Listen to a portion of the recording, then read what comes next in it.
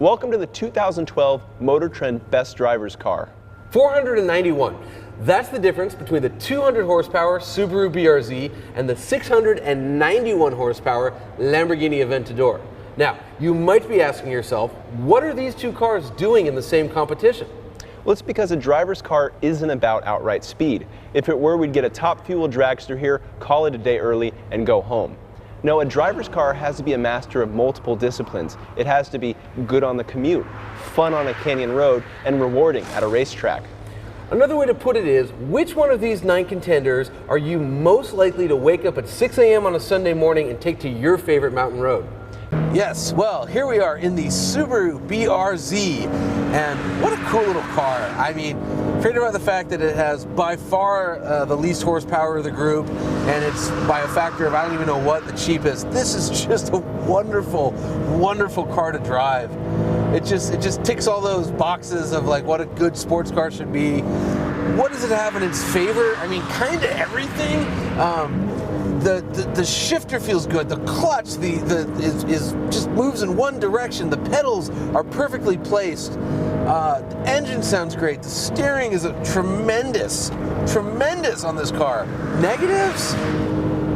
They got a turbo version coming because it just doesn't make a lot of power. I mean, it's good enough, but for people that just want to accelerate quickly, 151 pound-feet of torque from a 2-liter flat four, just not going to cut it. So that's probably the big downside. But other than that, like, what a cool car.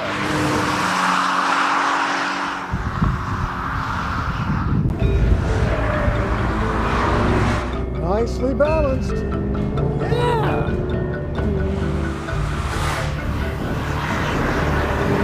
It's so easy to put this car right on the limit.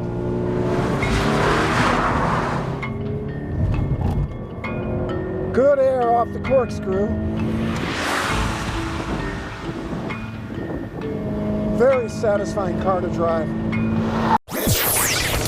All right, I know at first blush this may seem crazy to mash up a $122,000 brand new Porsche 911 with a brand new Subaru BRZ, but wait, hear Nathan out. Put everything aside and understand this. This is the perfect car for a 25-year-old. That's the perfect car for a 45-year-old. This is what they dream about. Yes, the prices are different, but think about it. Think about what you can actually afford when you were 25 versus when you're 45. You would be surprised how similar these cars are, and we're going to show you.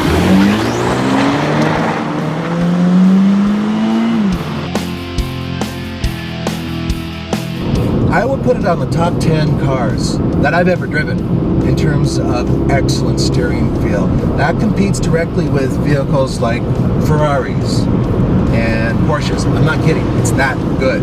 Is it better than Roman's Porsche? Not quite, but it is really good, especially for a car that costs as little as this does.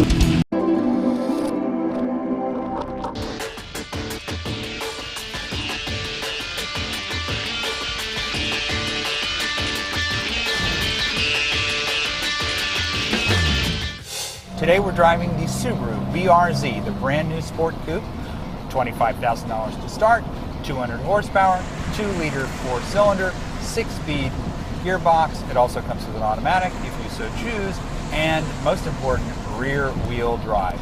This car adds to a very short list of affordable, fun rear-wheel drive sport coupes. Look, I'm going to do something that car reviewers rarely do, and that is I'm going to make sense.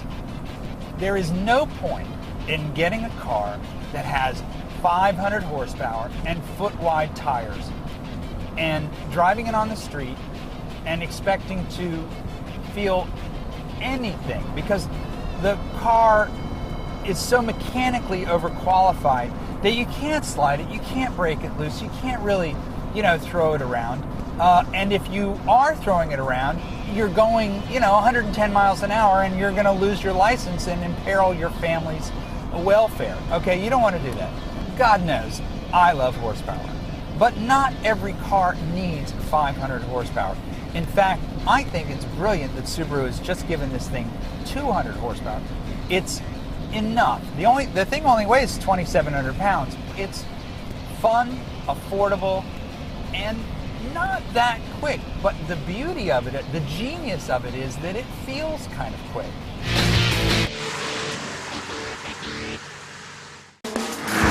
We see cars differently. We love them on the road and under the hood, but also check the tech and are known for telling it like it is. The good, the bad, the bottom line. This is CNET on Cars. I'm Brian Cooley, and welcome to CNET on Cars, the show all about high-tech cars and modern driving. In this slot of the show, we've featured Lamborghinis, we've had a Bentley, an Indy car, a Tesla Model S, and a few others for whom the sales tax would pay for the car we're going to feature this time. But seldom have I had more email asking for any vehicle. So here you go. Let's take a run in the Subaru BRZ and check the tech. Now, the story goes that Subaru almost bailed on Toyota in their partnership to make this car. Apparently, Subi thought it was kind of not them to make anything that's front engine and rear wheel drive. It's been a long time for them. Luckily, they thought about it and thought better, because the result is one of the great, affordable, honest sports cars of the last 45 years. Let's drive the 2013 Subaru BRZ and check the tech. Now, the BRZ is basically built on a revised version of the Impreza platform, so you could say it shares some DNA with the WRX. But the familiar relationship is a bit distant, as you can see. Weight saving's a big part of the story, though. That hood's always aluminum. That roof never has glass in it. And that back end is always a trunk, not a hatch. Now, under the BRZ's featherweight aluminum hood, you're going to find a 2-liter flat-4 engine, classic Subaru boxer stuff. 4 cylinders, horizontally opposed, 2 per each side. Kind of lives right over the front axle line, neither fore or aft. It has both port and direct injection, which is sort of the new fashion these days. 2 liters of displacement gets you 200 horsepower, a rather tepid 151 foot-pounds of torque, however. We're going to encounter that on the road in a minute. 0 to 60, though, happens in a happy enough 6.7 seconds for a car that weighs a little under 2,800 pounds. That's pretty svelte by today's standards. You're going to get 2230 mpg with a 6-speed, or a much better 2534 if you get the automatic. But don't. All these cars go out to the 6-speed manual as a base configuration. It's more for that auto. And they all go to the rear wheels through a limited slip differential. Subaru put that money in the right place.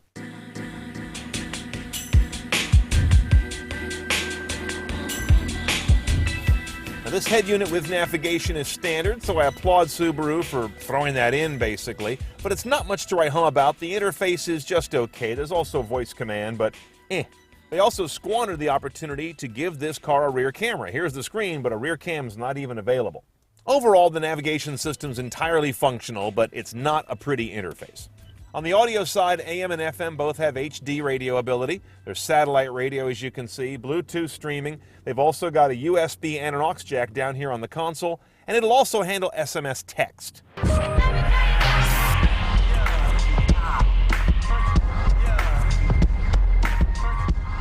Now, the first thing you notice about the BRZ is it's got this little flat spot, which we've seen before in some of the Edmunds charts on the dyno. And it doesn't have a lot of torque to begin with, as I pointed out. 150-something foot-pounds is not prodigious. But it loves to rev the way a Honda S2000 used to. And the balance is nice. You can kick the rear end out easily. If you look down here, I've got this stability-controlled sport profile. It keeps you a little bit out of trouble, but it lets you hang the butt rather flashily when you really want to. I'd like to kill it all the way, which I can't do, but it's a lot of fun anyway. You need to keep this guy on cam. More or less 4,000 and above keeps you in the power band, the way it feels to me. Very light car. Not just in the numbers, but it's really light in the way it feels. Not every light car feels light. This one does. And it's quite responsive when you want to get a snap. Like here, we're doing a 888 on our track, and you can kick this thing around and around, and it pretty much won't bite you in the ass, unless you get real stupid, which I've been known to do. The rigidity of this car is one of the things that sets it apart from some of the other vehicles of this type that are open tops. There's just no two ways about having a car that's got a good top on it to keep things really firm and rigid. And I'm not a huge fan of the note of Subaru motors usually, but this one sounds great. And it revs real freely, and it's a happy little engine. Hello, Betty.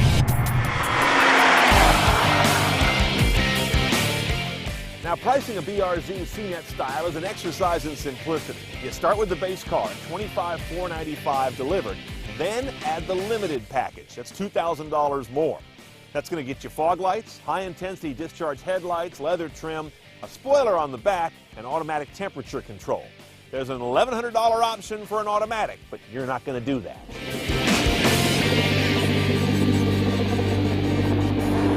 For your normal person, and there's a lot of options actually that fall under that $30,000 range. This new one from Subaru. Absolutely, it's actually probably my favorite going into it. Just a few years ago, if you had asked any young auto enthusiast, there would have been one car on their shopping list, the Honda Civic Si. But times are changing, and these days if you ask them, they'd probably say this car, the Subaru BRZ. While distinctively different vehicles, they do appeal to the same type of performance-oriented driver, and their stats are remarkably close on paper. So when two cars are this close, what better way to pick the victor than to compare lap times at the racetrack?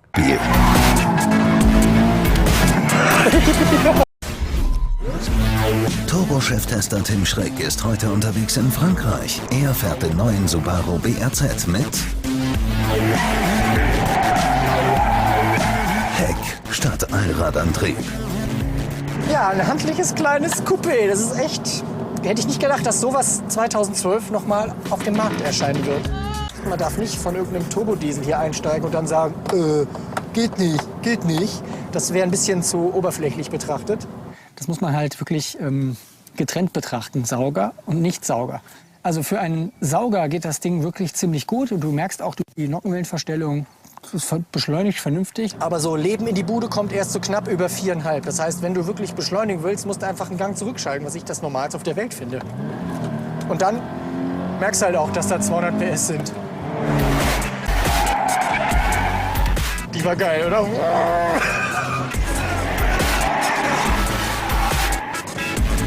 Es ist einfach ganz sauber zu fahrendes Auto, was keine Überraschungen bietet. Da passiert nichts Unvorhergesehenes. Das finde ich richtig geil. Du fährst überall ran, kannst einfach... Und du hast alle Zeit der Welt. Die Vorderachse ist nicht aggressiv. Du siehst gar keinen Sturz bei dem Auto.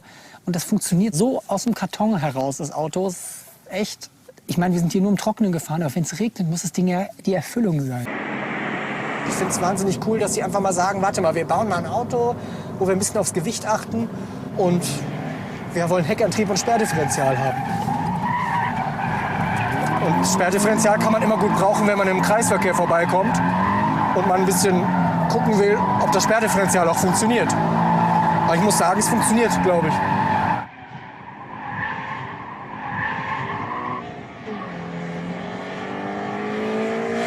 Das Auto ist einfach ein Auto, was Spaß machen soll. Und das tut's auch. Das ist genau das, was ich immer von Autos erwarte, die einen sportlichen Anspruch haben. Also das Auto macht tierisch Spaß, ist total geil ausbalanciert. Und mir fällt nichts ein, was ich daran spontan ändern würde, wenn es mein Auto wäre. Und das kommt so gut wie nie vor. Und das letzte Auto, was ich richtig geil fand, war der Carrera GT, der 450.000 € kostet.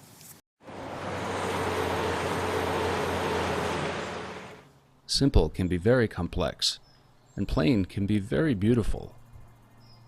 Who knew I'd find Japanese-style Zen in the form of a Subaru BRZ in England's Lake District?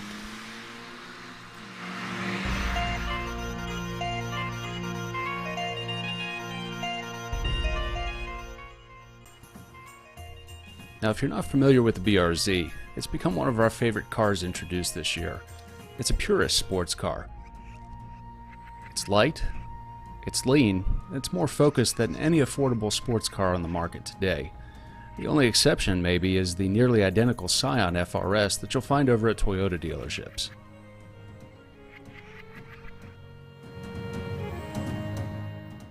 In some ways, the BRZ is a back-to-basics sports car in that it's lightweight, it's rear-wheel drive, but in other ways it's completely modern, with a body structure and safety features and amenities like Bluetooth and iPod controls, even a navigation system. We took off from Armouthwaite early one day for the nearly 400-mile drive south. On long country roads dotted with sheep and bicyclists, we figured out that the power wouldn't be the strongest point of the BRZ. It's not that it's slow, but 200 horsepower from its 2.0-liter flat 4 gives up something to the heavier sports cars with turbocharged engines and big V8s that we're used to.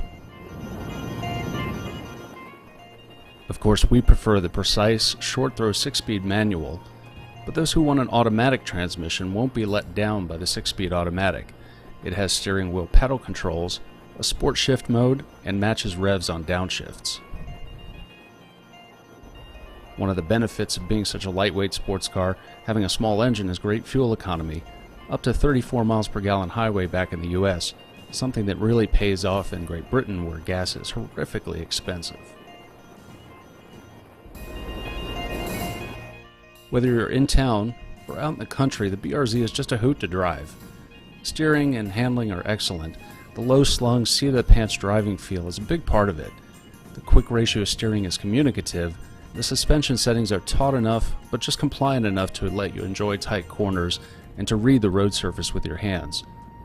It's easy to feel where you've been and where you're going should you start to lose traction.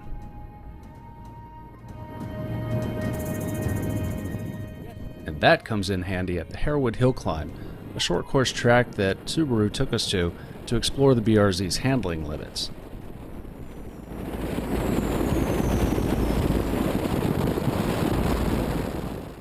Within a few turns, you can really see why the BRZ is going to be a popular choice for track excursions. There's a DSC Sport mode for stability control, but you'll also be able to turn it completely off. The BRZ also has a limited slip differential that helps give the rear wheels a surer footing out of corners, and taller drivers will even be able to fit inside even with a race helmet on.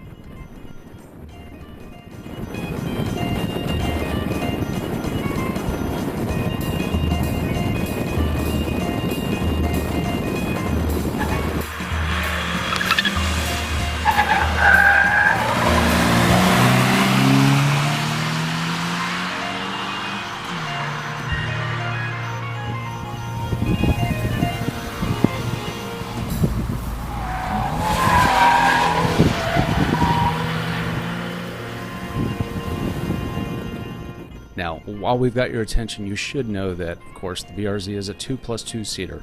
Anyone who gets put in the back isn't really going to be happy on a long trip. But you'll be happy to know that the BRZ has gotten excellent safety scores so far.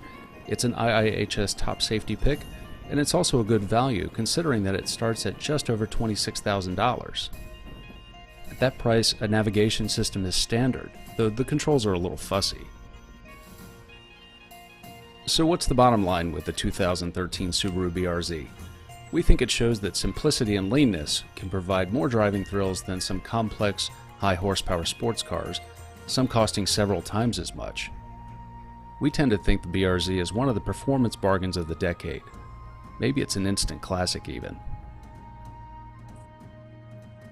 Story concepts start small, usually with what if being the first question brought about. In my case, immediately after the what if came We Drove and a Subaru BRZ.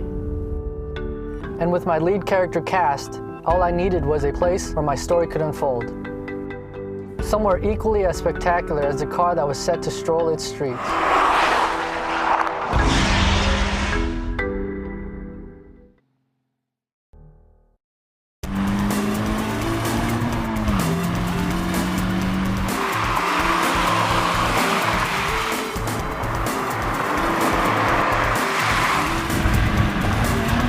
Downshifting in the BRZ sounds and feels better than in many extravagant six-figure supercars. Like the chassis it's attached to, the box is ready for high speed, high G-load, high stress duty at any time.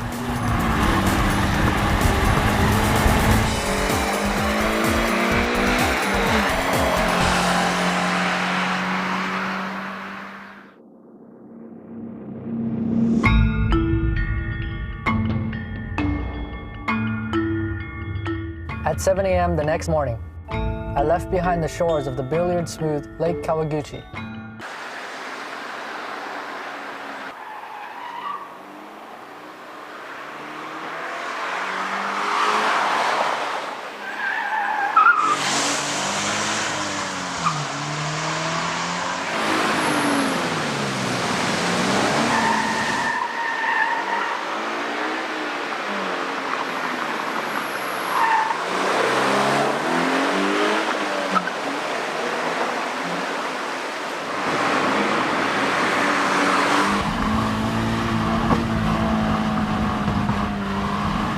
After Irihozaka, I had to see where the BRZ got its magic.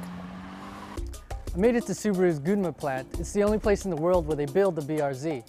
It takes 3 days to build 1 unit. This is the final stage. Let's go check it out. The miles of conveyor belts running above and the hundreds of parts delivery robots scurrying below, combined with the never-ending flow of BRZs at various stages of assembly, it's not hard to believe that every 92 seconds, a BRZ gets its final trim and OTA. The place is a masterpiece of efficiency and cleanliness.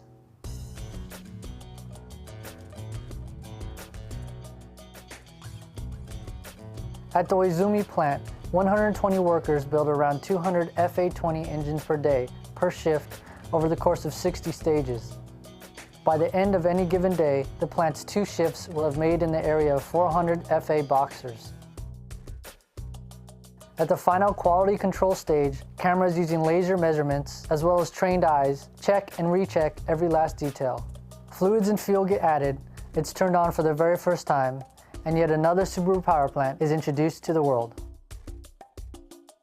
Seeing how the BRZ is meticulously made only whetted my appetite for more driving. Luckily, Subaru has a solution. Gunma Cycle Sports Center. It was hard to miss the iconic race officials tower set beside the main straight. I recognized it from the countless tollgate battles I used to watch as a kid. When the part racetrack, part amusement park isn't playing host to motorcycle, automotive, and cycling events, it's home base for many of Subaru's R&D tests. To me, a bona fide JDM file, the Cycle Center was hallowed ground. Trees and hillsides lined the twisted loop. I could hardly see any pavement weaving in the distance, but I knew it was there.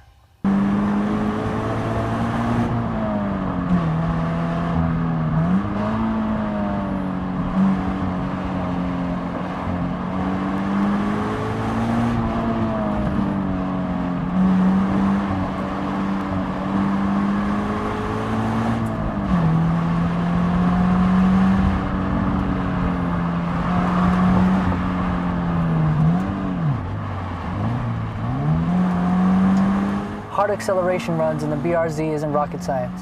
Traction control off, stability control deleted, revs pegged high, then BAM! Maintaining speed isn't a problem on this short, tight track. The Cycle Center was built for the BRZ, or vice versa. Either way, they were meant for each other.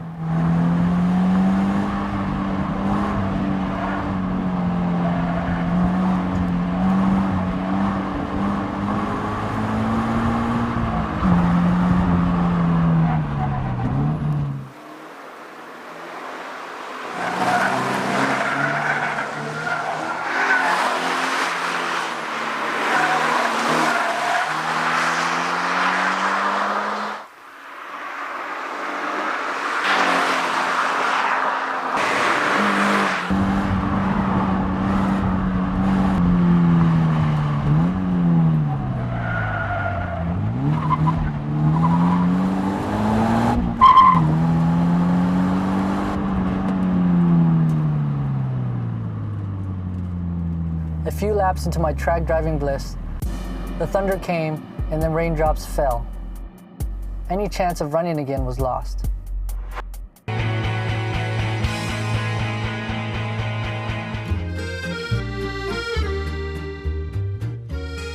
Hi, I'm Mike Austin with Car and Driver, and I'm just north of Cannes, France, driving the Route Napoleon in the Subaru BRZ, a brand new sports car as part of a joint venture from Toyota and Subaru. The Route Napoleon is one of Europe's best driving roads. It's the perfect place to push the BRZ to its limits, with a combination of tight hairpins and fast fifth gear sweeping corners. The Route Napoleon winds from Cannes all the way up to Grenoble, France, through Grasse and Digne, and it's mostly a mountain pass all the way through. Unlike a lot of mountainous roads in France though, this one's well marked and wide. Makes for excellent driving. Aside from the affordable price, good styling, and rear-wheel drive, the BRZ is actually exciting because it's a ton of fun to drive. something that's been sorely lacking in the $25,000 range. What's really great about the BRZ is that everything works really well. This is as much fun as you can have for the price as anything else on the market. The fine details in the BRZ are really great. The shifter's notchy, the clutch take-up is light and smooth, the brake pedal is firm and gives plenty of feedback. It's proof that you don't need to spend a ton of money to get a really fun to drive car. Looking at the specs, you might think the BRZ is underpowered, but it doesn't really feel that way. The engine pulls strong all the way up to the red line, and the gears are properly spaced, so you don't have any big loss of power after an upshift. So we've taken a break from the driving to get some lunch, and this food here is actually kind of like the BRZ. We're in the middle of France. We're away from all the glamour and glitz of Cannes, and this salad here is basically bread and cheese and lettuce, but it's fantastic. Just like the BRZ, there's nothing too sophisticated about it. It's affordable. It has really simple components, but everything comes together and works brilliantly. So maybe you're asking yourself, how can this car cost $25,000? In the interior, it means Subaru had to spend money where it counts. The steering wheel is leather.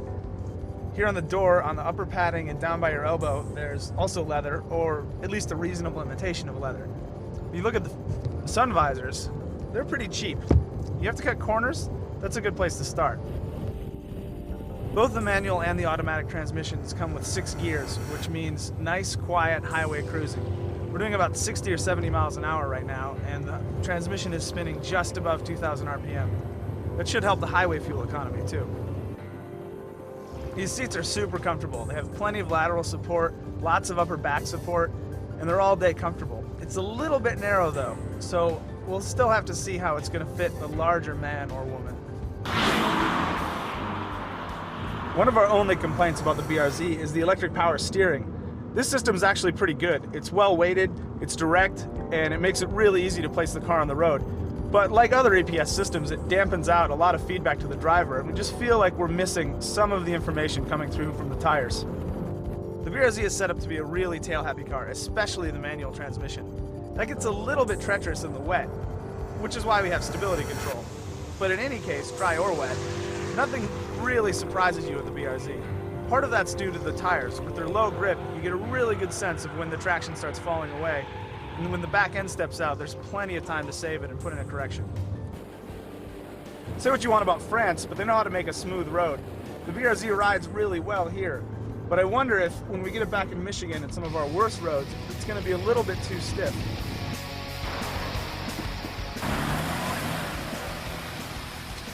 So we already know this is a great handling car, but that's on French roads where the surface is as smooth as a nice creme brulee.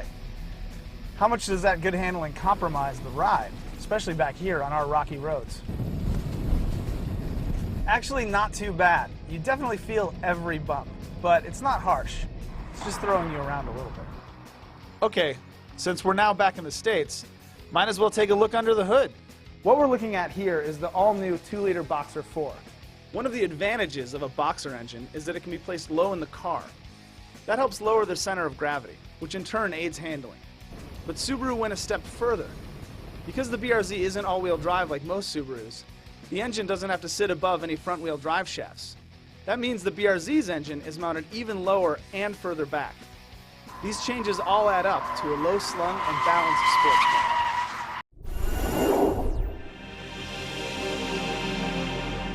Now it's time to spend a little bit of getting to know you quality time with the blue baby here, the Subaru BRZ. From afar, the Scion FRS and the Subaru BRZ look pretty much identical. Once you get closer, you start realizing which one's which. This is the BRZ. It's got the stars up front. It's got these cool looking Subaru wheels with the center caps. And the biggest thing to let you know that this is a Subaru, look at the paint. This is classic Subaru blue right here, and it works well on these lines with the fender flares. You've also got the rear spoiler out here as well. Coming around back, you've got the BRZ badge, and then the rest of the car is just pure sporty aggression.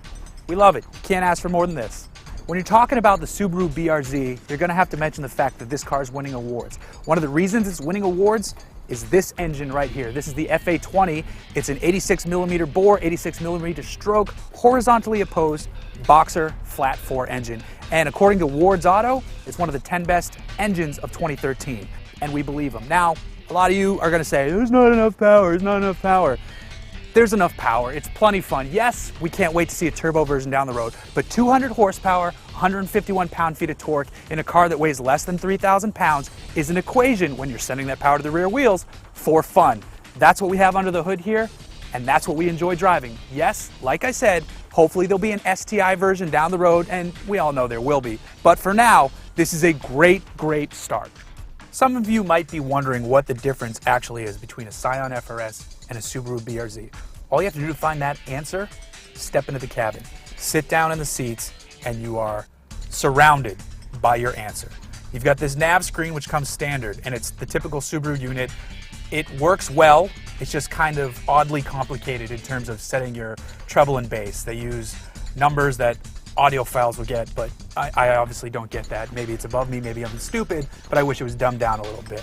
But that's a nitpick and a lame one at that. The rest of the cabin is so well thought out for a sports car. You've got a cool push button start down here, keep the key in your pocket. You've got these aviation style inspired gauges which flick up and down and look really cool here. And then from there, it really starts to look again back to the FRS. That's really where the difference separates itself between these two cars. This car is more feature packed than the Scion FRS, but they're both as fun to drive. So do you want a sports car that's a little bit fancier on the inside, or can you deal with a few less creature comforts? Me personally, I like the way this cabin looks. I think I'd have to go with Subaru BRZ over Scion FRS. Forget everything I just said about the features. The real purposeful heart of this car is driving it. This thing is truly a driver's car. It is a blast to sit in this seat. The transmission, the gear lever, this 6-speed manual gearbox, it's so tight, it's so notched perfectly. The throws are nice and short. The pedals are placed perfectly for heel-toe downshifts, for just having a whole lot of fun. The brakes are responsive. They don't feel like they're fading when you're out on the street. The steering is so direct and responsive. You can just fling this thing around and have a blast and know exactly where you're putting those tires. And since it is rear-wheel drive without too much power, you can kick the rear end out when you want to, control it easily, and be away. The car allows you to put this into a VSC sport mode to get a little bit of tail wag. If you're daring, turn it off. The car's not going to bite you. You're just going to have fun. And that's what this car's all about. And we're having a blast. What do you compare this car to besides the Scion FRS? Because that is going to two different buyers who want similar things. In my head, you think about the 4-cylinder turbocharged Genesis Coupe. Now that car has more power, but it's not as fun to drive as this car. You're gonna get down the straights quicker, but this car is gonna demolish that car in the corners. The other car to think about is probably, maybe, the V6 Mustang. Problem is, that car is gonna wipe the floor with the Subaru. The V6 Mustang has gotten so good that this really can't compete with that until they come out with a turbocharged version. So you're really just going with either the Scion or the Subaru. You're not going to go wrong with either choice. You're going to pay a little bit more. For this one, starts around $26,000, $27,000, goes up to just under $30,000 if you want the premium or the limited, if you want the manual or the automatic. So really, you're going to have fun in either car, but do you want a little bit more creature comforts, or you just want to focus on driving? Either way, you wound up with a winner of a sports car.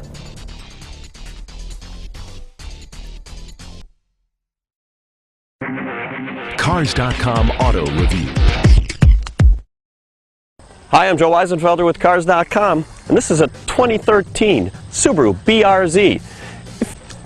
What's interesting is that Toyota went into this partnership because they needed a sporty car. Instead of building their own, they left a lot of the engineering, most of the engineering, to Subaru. You'll notice that this is a Subaru 2-liter boxer engine, horizontally opposed. The pistons go like this. That's the boxer part. See what you're learning?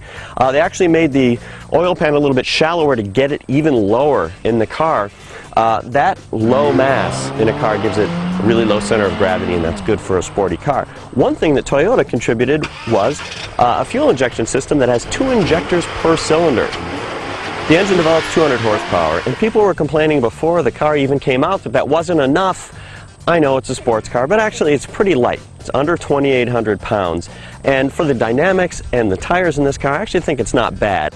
Let's talk transmissions. You might think because of the way the lever here is canted that it's a manual transmission. Psych, it's not. This is a 6-speed automatic. You can also get a 6-speed manual that I like a lot. The automatic, not bad. You can drive in drive. You also got a sport mode, and you can go full manual with the shifters on the steering wheel. Here in the cabin is where you'll find the biggest differences between the BRZ and the FRS. I'm not real wild about the silver plastic stuff, but overall I think the quality is better in this than it is in the Scion. The buttons, for example, and the controls, much better, and they happen to be, in this car, an automatic climate control, which is great. You also get push-button start, not in the FRS, and you also get a navigation system, xenon high-intensity discharge headlights, and heated seats. None of those things are standard in the Scion, actually not optional either. Where the BRZ really shines is in dynamics, in the handling. It is a rear-wheel drive car. That's right, a Subaru with rear-wheel drive instead of all-wheel drive. Really good balance, even with the amount of torque from this engine. You can kick the tail out. It's pretty fun. There's also a button to change the stability system to a sport mode that lets you slide about a little bit more. And it's right here where you can hit it. It's not hidden under the dashboard or something like that. I love the location. That leads us to the seats, which are a different issue. They're sport seats. I like them a lot. They fit me well. Unlike some sport seats, the head restraint is adjustable. They are very firm though. So between the firmness and the ride quality, which is also quite firm, you got to be sure that this is a car you want. Hey, I'm in the back seat. This is something I would not do if I had the choice. Now, actually I have enough headroom, believe it or not. I'm 6 feet tall, but I'm not even thinking about pulling the front seat backward. There's just no legroom. And there's this adorable postage stamp size floor mat. Just enough for the one regulation adult foot. There are things like the Mazda Miata and something like the Ford Mustang. If you're talking about the price and the sportiness, there is no back seat in a Miata. Back seat's bigger in a Mustang. We've got a similar story in terms of cargo. It's larger than a Miata outside, smaller than a Mustang. The result is pretty much the same with the trunk. This is a decent sized trunk. If you're talking about day-to-day livability, you can work with this. So that's the BRZ. The obvious question is, should I take it over the Scion FRS? In my case, I think I would take this one, just for the features, etc. But I like both of them. Great addition to the market because there aren't enough cheap sports cars. This one really is a sports car. It's tossable. It's fun to drive. If you think you need more power, wait a little bit. It'll come. Generally, all of our editors kind of love it.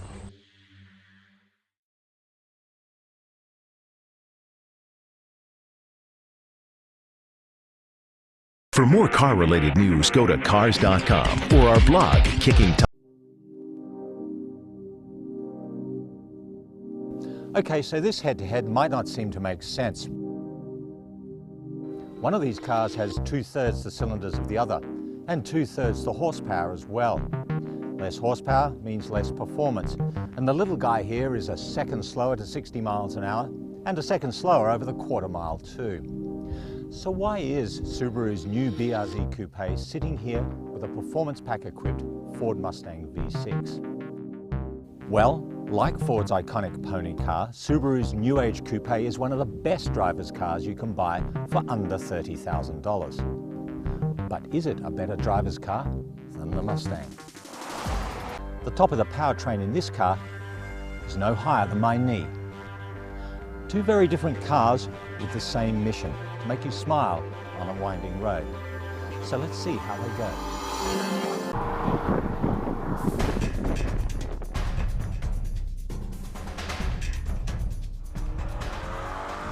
Well, first thing you notice about the Subaru BRZ is how light and dainty it feels. This is a car you caress down the canyon road with your fingertips.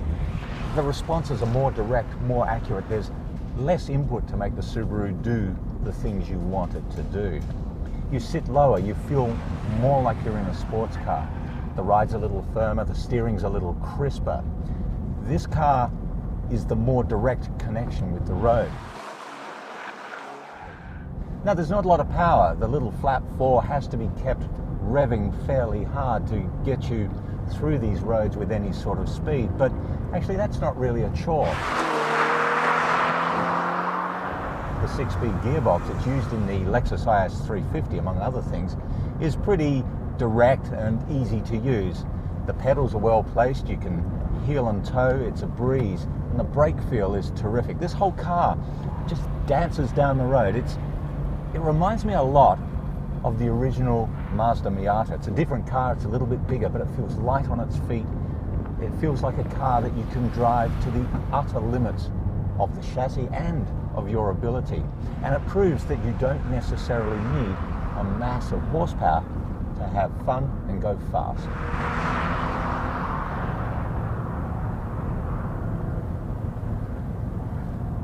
This thing is such a sweetheart. Okay, so the Subaru BRZ feels lighter, more agile, more nimble, more entertaining than the Mustang out here on the canyon roads. But how much of a difference does horsepower really make? To find out, we'll head to the track where Randy Popes is going to take both these cars to the limit. Coming on the front straightaway in the Subaru BRZ. We're going to do a lap of Willow Springs. The engine's happy at high revs. I wouldn't say it's like an Acura VTEC though. Through the high-speed sweeper, we're planted, just flat out, late on the brakes. Good braking feel. Turning in, excellent turn in. We're balanced. We've got a high exit speed and a high apex speed. Don't have to slow down too much in the Subaru. Very satisfying car, balanced around that turn 3. Sweeper, gonna try third gear. Not a whole lot of low-end torque. The Subaru's a balanced car. I can just keep my foot down and just drive this car, just drive it. The revs build, but it's not a crazy change to a higher power band like the Acura's VTECs are. Around the banked corner, I think they call it turn 8. The Subaru's an easy car to drive. I mean, I can push it hard at low risk. Low risk is important here in turn 9 because we fly over these wheels. Very bumpy, excellent behavior. Great braking. Pretty balanced even when I'm driving it really hard and aggressively. Excellent car transitionally. Don't see the body roll as coming up as a problem. Back on the front straight. Aggressive enough to be able to spin the tires. Across the finish line, a fun car, very driver oriented. Entering turn 9. She's bouncing around. Kind of a wild ride through there. Into turn 10.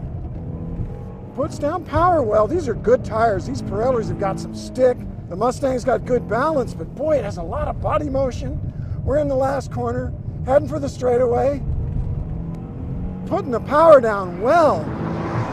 Crossing the finish line in the Mustang. It's a fun car to drive, but not the driver's car that the Subaru is. You said it, Randy.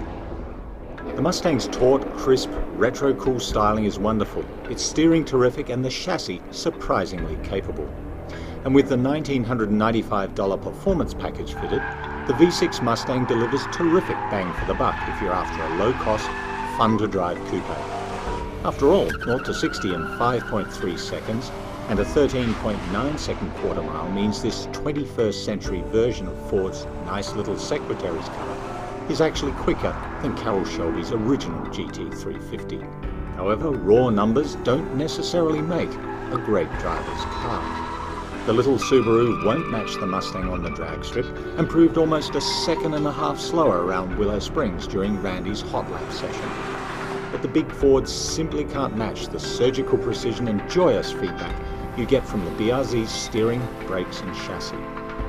If you love driving, if you love a car that will reward you for accuracy and smoothness, and yet will also let you play fast and loose when you want to, then the Subaru BRZ will have you grinning from ear to ear every time you gun that 2-litre Boxer 4.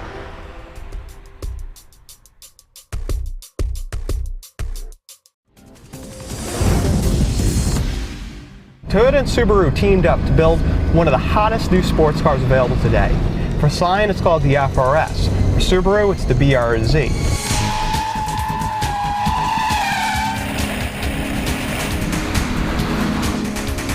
Now there's no question the cars have a lot in common. They look the same. Both have 200 horsepower engines, 6-speed manual transmission, limited slip differential, lightweight, fun.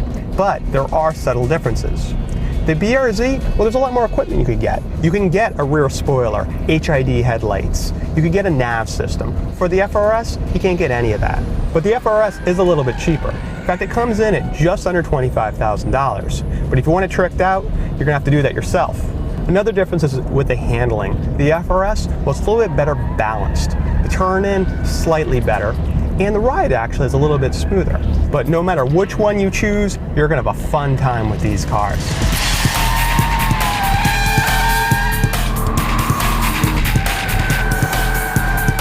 In our handling tests, both cars performed incredibly. Even the emergency handling test, not only were the limits very, very high, but they were extremely easy to drive at those limits. In our braking tests, stops were extremely short and very consistent. In fact, even when we wet our track, we recorded stops that were far shorter than most cars can do in the dry. The driving position is almost perfect. The shifter, the wheel, the pedals, they're almost exactly where you want them. The interior, well, it's pretty nicely finished, but this is no luxury car. The radio controls, they're horrific. If you're interested in buying the car, start thinking about the aftermarket system you're going to buy right now. And the rear seat is practically non-existent.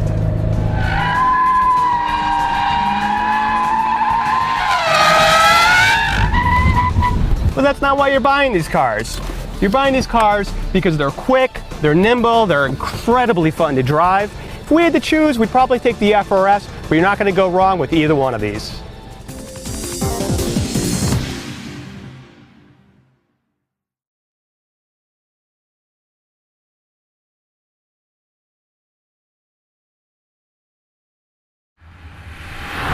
Unlike the WRX, there's no turbocharger under the bonnet.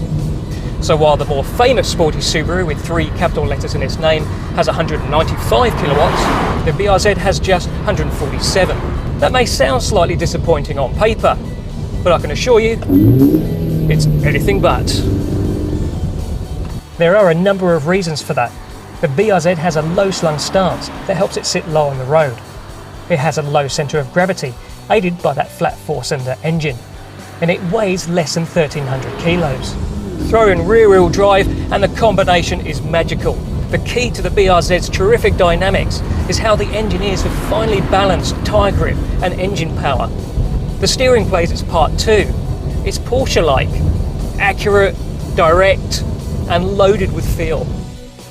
It's a couple of seconds slower from 0 to 100 than the Porsche Cayman, against which it was benchmarked. That's 7.8 seconds for the record. The BRZ's engine doesn't sound as good either as the Cayman 6-cylinder that also sits horizontally. It's still satisfying to a certain degree though. The BRZ's engine doesn't pulsate quite as engagingly as the WRX's. But that trademark Subaru boxer throb is still evident, especially as revs rise. And with peak power arriving at 7,000 RPM, that's something worth doing, because that extracts the most performance and the most fun from this car. A relatively small fuel tank and a recommendation of 98 RON premium unleaded means visits to petrol stations are likely to be regular and not exactly cheap. At 37,150 drive-away, the BRZ also starts higher than the virtually identical Toyota 86 because it comes in only one trim level. Apart from items such as satellite navigation, however, it has most of the features found in the range-topping 86 GTS. Overall, it's a case of thank goodness Subaru brought this car here, because the BRZ is a great driver's car that lives up to the brand's DNA. And the fact it isn't all-wheel drive is actually a huge bonus. But one question remains. Can the BRZ be as much of a cult car as the WRX?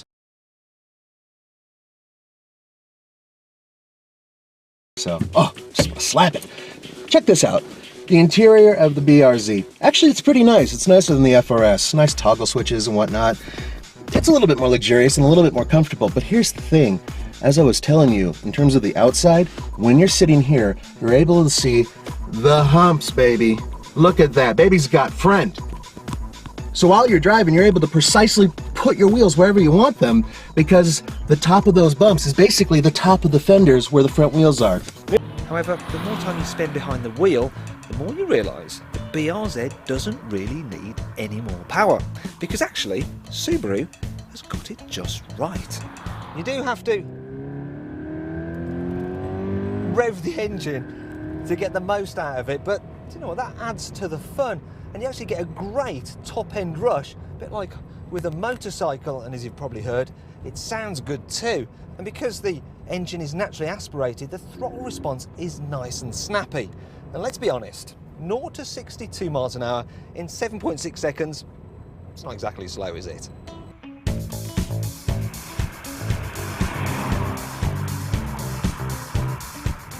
Another great thing about the BRZ is the driving position, because it's absolutely perfect. It doesn't matter whether you're big or small, it feels as though the car's been specifically built around you. And because you sit low, you feel part of the action, yet you still get a great view out. And then there's the controls, which just have so much feel. The brakes, the clutch, and the gearbox. I mean, the gearbox is perfect. In fact, there's no car for the money that feels as engaging to drive as this Subaru, apart from, of course, the Toyota GT86. And that brings us on to the question, which should you have, this or the Toyota? Because while they're almost 99% the same, just like with Diet Coke and Coke Zero, there are some subtle differences. The Subaru suspension is a little bit firmer at the front than the Toyota's, whereas at the back, it's a little bit softer. And it does take a while to notice what difference that has out on the road, but for me, what I think is that the BRZ has slightly sharper and more weighty steering than the Toyota, which feels a little bit looser, more playful, and a bit more tail happy. The Subaru as well, because you've got firmer suspension on the front, does tend to bounce a bit more over bumps at lower speeds, but the trade-off is that at higher speeds, it feels a bit more planted. Basically, if you want the sharper driving sports car, get the Subaru BRZ. However, if you want a car to practice tail slides and go drifting with, get the Toyota.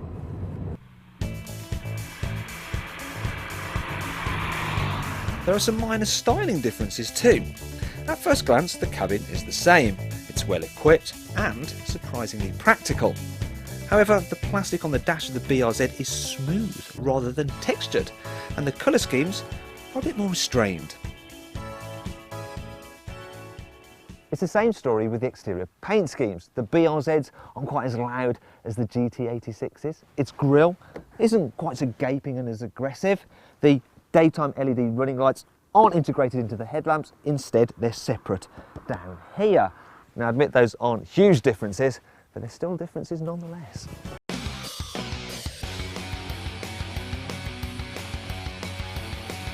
If I told you that you could have a boxer engine, two-door, rear-wheel drive coupe for less than $40,000, you'd think I was trying to sell you a wrecked Porsche Cayman. But I'm not. The Subaru BRZ, with the premium pack fitted, can be driven away for less than $40,000. Like its Toyota twin, it is one of the most hyped cars in the country, if not the world. The big question is it worth it? The interior is an obvious parts bin special. There's a blank in the steering column for an ignition barrel, and the cheap stereo, readily identifiable from a Corolla, is barely adequate. To answer a call on the Bluetooth, you have to press a button on the windscreen. The 2-litre boxer engine only has 147 kilowatts and 205 Nm of torque. You can't see out the back of it, and it'll be months before you can get your backside into one. The boot is stupidly small, the clock is from a 1985 Magna, and the tyres are short and skinny. The cheap strap pulls on the seats come in for special mention for being horrid. And you know what? I don't care. I just don't care. Because this is a fantastic car. While the interior is low on equipment, it's not Spartan. There's dual zone climate control and these excellent seats. With the premium pack, they get leather, Alcantara and heating. The steering is so direct, and it's the best thing about the car. You sit just inches above the road. The roof doesn't even reach the window line of most SUVs. The seats hold you in tight, and the steering wheel is just the right height and perfectly sized. The BRZ is almost completely devoid of electro trickery. There's a Torsen limited slip differential at the back and a stability control system that lets you have a bit of fun. Switching off what little electric help there is takes a single press of a button. You drive with your wrists and the balls of your feet. You're not manhandling it around the corners or telling it what to do. You just ask and it delivers.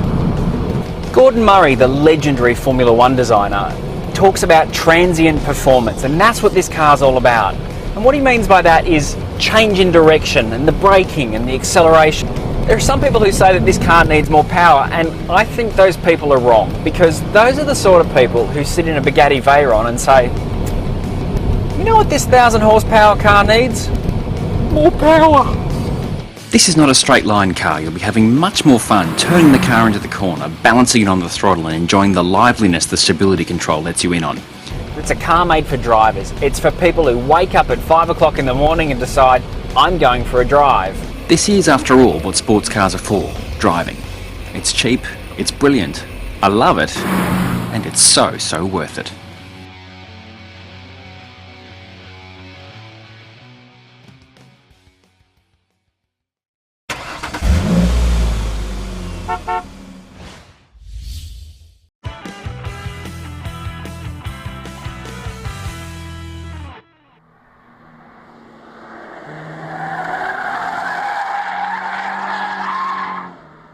Come the revolution, there will be no such thing as fuel protests.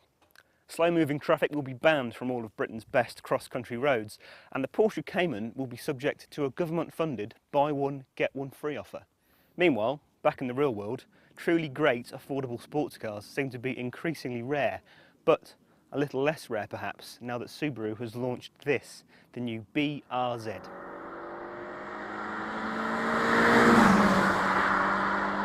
4 years ago, as the world was descending into economic meltdown, Subaru realised that bargain-priced entertainment might be just what the doctor ordered.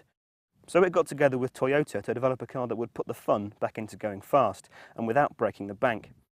The BRZ, along with its Toyota sister car, the GT86, is the result.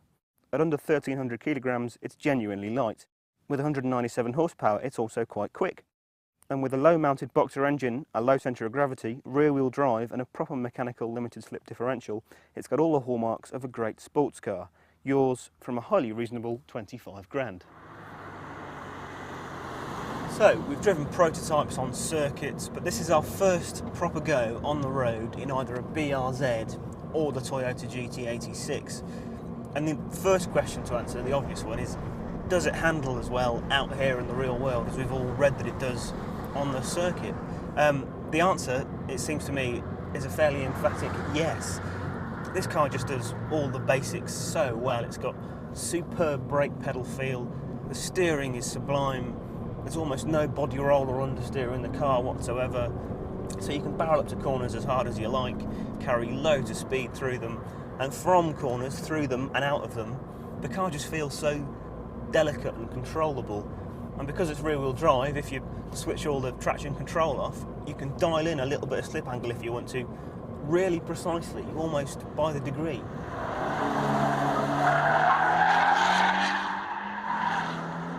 So question number 2, is it fast enough? Subaru claims 62 miles an hour in just under 8 seconds for this car, and it's true, for 25 grand you can get faster cars, but the point is the car's performance level feels really well judged for driving on the road. There's a bit of a dearth of torque at low revs, so the car can feel a little bit sluggish sometimes in the wrong gear, but get the engine wound up and it goes really well. And because this car is all about quality of performance rather than quantity, throttle response is brilliant.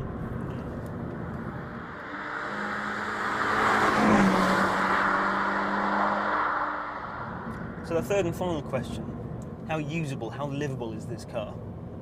And the answer there is probably better than you might expect it to be. It's a 2+2, not a 2-seater, and the back seats really are a decent size, bigger than those you'd find in an Audi TT or a Peugeot RCZ for certain. The car's cabin quality is pretty good too. You can tell Toyota has had its hand in the design and specification of the interior, because for a Subaru, this car feels really impressively put together and nicely specified. And it rides well too. There's plenty of compliance in the suspension. The BRZ is the firmer sprung of the two cars, and the damping feels a little bit aggressive over particularly bad surfaces where you get perhaps a little bit jostled. But it's a small price to pay for the overall sporting character and feel of the car. The Subaru BRZ may not be the perfect performance car, but priced against the VW Siroccos and Peugeot RCZs of this world, it does offer something genuinely fresh and enticing. And that's the kind of drive that comes along once or twice in a generation. The simple truth is, there are sports cars with twice as much power and cost 3 times as much as this Subaru that don't involve you in the simple act of driving half as well. Which is why, at the end of the day, you've just got to love it.